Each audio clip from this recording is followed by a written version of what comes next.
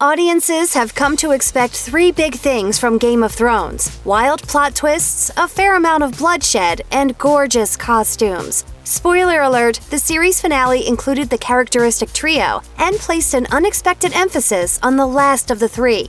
During the closing montage of the Game of Thrones finale, viewers watched as Sansa Stark prepared herself for her coronation as Queen in the North, now a completely separate kingdom with its own ruler. It was a full-circle moment for Sansa, and the outfit she wore featured several tiny details that paid tribute to her incredible journey. Here are all the hidden meanings behind Sansa's final Game of Thrones look. The first nod to Sansa's evolution from a meek girl wanting to marry Joffrey Baratheon to an independent woman who would do anything to protect her family is found in her intricate chest plate. Game of Thrones costume designer Michelle Clapton explained that the bodice features the growing branches of the weirwood tree, the tree important to the Stark family, found in the Godswood of Winterfell. Within the series, plenty of pivotal moments happen beneath the weirwood tree. Night's Watch recruits making their vows, Jon Snow reuniting with Arya, and Arya killing the Night King once and for all. The weirwood tree is a place of worship for House Stark. That Sansa's coronation dress features its branches is quite special. The chest plate itself is also significant in that it shows a softer side of Sansa. She sported armor before, but this is more delicate, worn for peace and not war. Speaking of the weirwood tree, one of the two belled sleeves of Sansa's dress is embroidered with deep red five-pointed leaves, the same ones found on the sacred tree. In the novels written by George R.R. Martin, weirwood trees are said to live forever if they are properly cared for and left undisturbed. This is seemingly what Sansa intends to do with the North, preserve it so that it may never fall.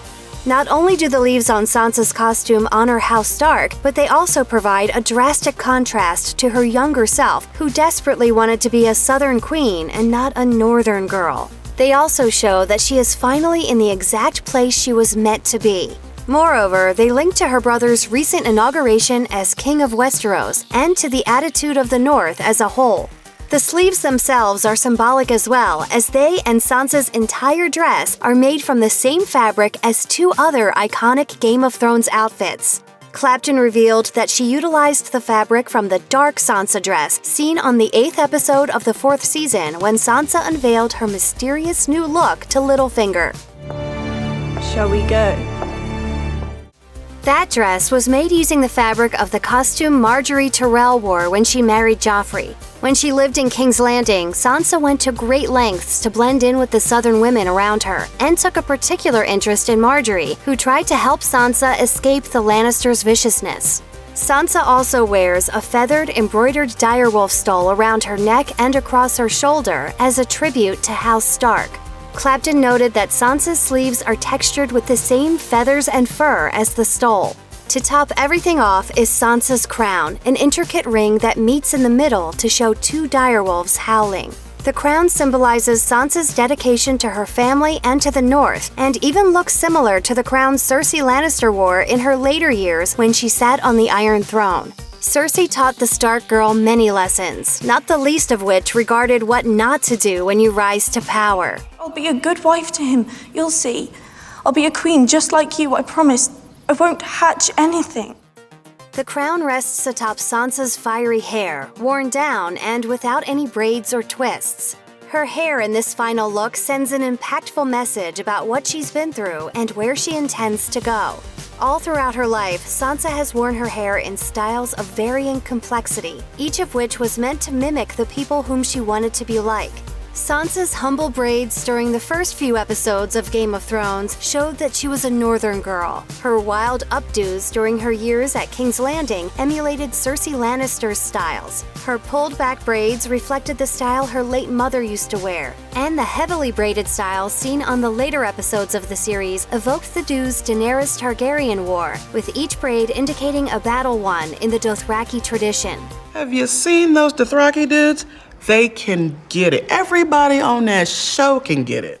Wearing her hair loose and unadorned shows that Sansa isn't trying to be anyone else other than herself. And a few fans have even drawn parallels between Sansa's coronation hair and that of real-life Queen Elizabeth I. Both women faced abuse throughout their lives, and both opted for coronation hairstyles that held deep significance. Cultural critic and expert on Renaissance literature Anthony Oliveira said in an interview with Vox that Sansa, quote, learned the same lessons as Elizabeth, and the two women channeled their changing power through their physical appearance. He explained, when it's time for Elizabeth's coronation, she wears her hair down, which is a big deal. It signals her virginity. To be unadorned for her is the ultimate adornment. The showrunners have been building this throughout. Sansa is a seamstress. She loves embroidery. She's learned how to be image conscious. That was Elizabeth's game. Like costume designer Michelle Clapton said, nothing is created without meaning. Every aspect of Sansa's final look was significant, and they all came together to create a lasting image of the person she was destined to become. The aspiring Queen of Westeros is now the Queen in the North, and long may she reign. Check out one of our newest videos right here, plus even more Looper videos about Game of Thrones are coming soon. Subscribe to our YouTube channel and hit the bell so you don't miss a single one.